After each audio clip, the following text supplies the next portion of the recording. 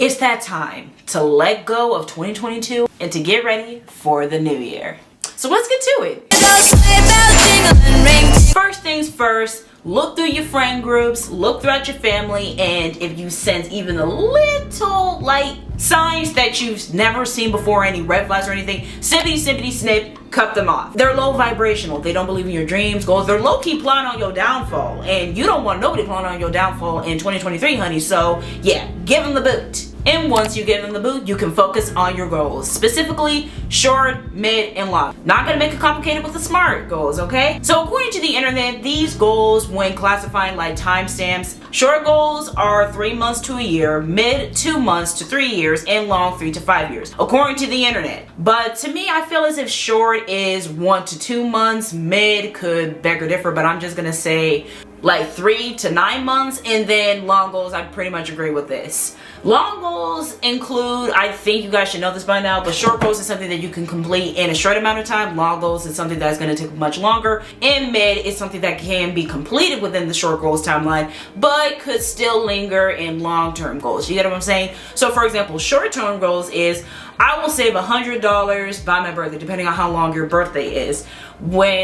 But then again, a long-term goal is, I will buy a car, I will get my first apartment. That's gonna take a little while longer because obviously those things aren't cheap. And it doesn't even have to be money related. It can be, I will learn a new language. I will take better care of my hair. I will learn these new recipes. I will visit this country, etc., etc., etc. Just those type of things is something that you should set on your mind because you will want an idea of what you want to do for the new year, you know? And setting up goals like that will definitely help a lot. Now, you can do this right at the start, or you can do it after the first 2 steps that I just mentioned. Self-reflect. Self-reflect on what you did, what you didn't do, and what you would like to do that you're just afraid to do. So whether that be swimming for the first time, whether that be going in a place that you're not as comfortable in, of course with safety, obviously.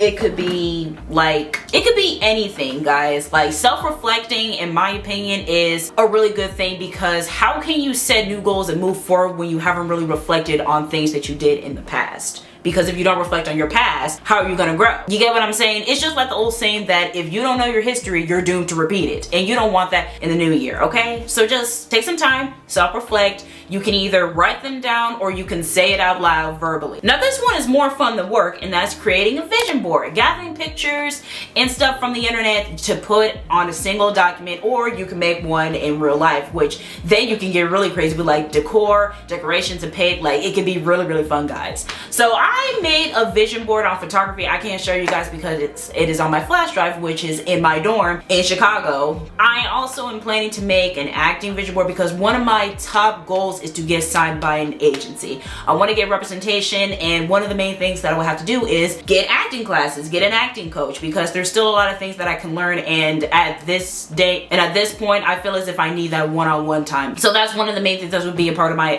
acting vision board. I can also include my casting types, because that's another thing that I gotta figure out. Casting types for my headshots, the type of roles that I would want from TV shows and movies, like that kind of stuff. Clean your space. Have you not cleaned your bedroom in a while? Do that. Your living room looking a little bit busted, get right to it. Your kitchen need a scrub, grab that mop and mop it all up. Why would you want to be in a dirty space, you know? Not only is it freeing to the mind when you get rid of all the grime and grunk that's just been left over and that you allowed to pile up, but you're also taking the time to reorganize some things so that way you can have a better look on your place or in your bedroom or whatever. Look, I know you love that piano, I know that you love makeup, but be realistic. When was the last time that you picked up that makeup brush or just pressed a key?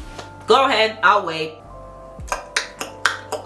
Nope, you can't tell me? Okay, then it's time to drop those hobbies. Drop those hobbies and make ways for new ones, because there's a reason why you left it off. You left it off because 1, it didn't spark your interest, 2, you didn't have time for it. I never come up with a good third reason, y'all. Let's just say all of the above, okay? And I know, like, dropping a hobby may seem as if you're just giving up and all that work and stuff just went to waste, but believe me that it's well appreciated in your heart, and at least you had the guts to try something new. So don't put yourself down, guys. But instead, look at it as an opportunity to do something new. Again, this is another hard one, but try to surround yourself with positivity. Because a good classmate of mine made a very good point. If you stay positive, then nothing can really stop you. No one can really tell you what you can and cannot do, and nothing could just stop you in your way of what you want to do if you just think positively, which makes sense because thinking positively means that you're manifesting into reality. You're bringing whatever you thought of into reality versus negative thoughts. Of course, that's going to come out to reality and it's going to have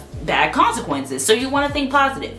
Yes. And again, I know this can be hard because not everywhere around you is positive and life happens. In fact, here's a challenge. Think of 3 positive things that are going to happen within the day. There's my challenge to you to give you guys a little bit of a head start. Start journaling. If you have some thoughts that you wanted to like plot down, then go ahead and put those thoughts down instead of keeping them deep inside, because not only would it be fun to look back on those thoughts a couple years from now, but at least you'll be able to have that out in the open and into existence, and it's just not bottled up inside, you know, because you never want to keep those bad feelings bottled up or even good feelings like to yourself, but not out to the world, of course. Now, journaling could be a form of just keeping a diary. However way that you want to put it, you're still writing your thoughts down, so don't get smart with me. And a couple of other things that you can put in your journal is affirmations, planning out your days, planning out what you want to eat during the week, like stuff like that. For anybody who's wondering, affirmations is basically positive sayings that you say to yourself. So, I actually have an affirmation over here. Hold on. Okay, here's one for you. What a beautiful and healthy girl. And to me, this means that I will be on a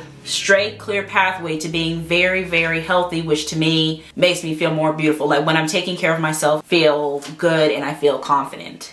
To me, this means that I want to be healthy, and my own way of healthy is working out and eating right. Now, I don't want to be sick, skin, thin. I don't want to be skinny, but I want to get at a way where I have a little bit of abs showing, where I'm a little bit lean, I have a little bit of muscle. I mean, most of the muscle is already in my legs, so I don't have to worry about leg day. Like, I could skip that, guys. It's mostly upper body and abs and stuff like that. Especially my arms, like, this ain't no joke. And last but certainly not least, ending your year off with a bang. So a big party, you can go to the club, you can go to a party, or it can be something small that you consider a bang, which is having a board games night with your friends, playing poker with the guys, having a spa day. Like whatever you think ending the year off with a bang is, then go ahead and do that. In fact, step out of your comfort zone. Yeah, end the year off with a bang by stepping out of your comfort zone, doing something that you can leave off in the next year and say that, hey, I did that. Hopefully you guys enjoyed this video because I love giving advice. Like I actually miss doing videos like this.